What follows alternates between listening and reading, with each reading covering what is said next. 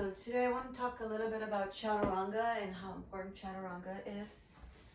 If you have blocks, if you place them on your mat, so they're about shoulder width apart, Chaturanga is super important for arm balances and inversions and just for a healthy practice.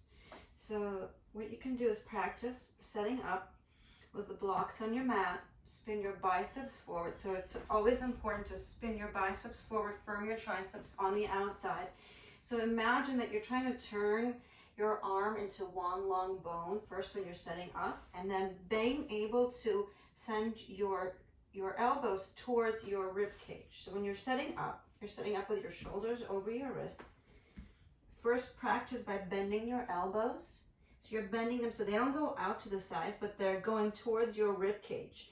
And our goal is to be able to first settle into this high plank, be able to bend the elbows and tap your shoulders lightly on the block. So when you tap your shoulders lightly, that's sort of where you should be for your Chaturanga height. That might feel really low, might feel really high, depending on how you normally practice. So if you want to be able to jump to Chaturanga, you need to be able to do that. So now if you're tapping your shoulders, that's actually a good practice to get into. This is kind of a Chaturanga push-up in yoga land. And then flip your feet to come into upward facing dog, and you press into the tops of your feet and into your palms of your hands.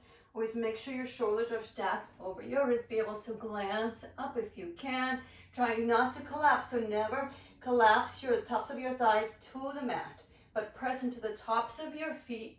And as you inhale, glance up. Exhale, roll over your feet, downward facing dog. You can do this in any clothes that you might be wearing. Namaste.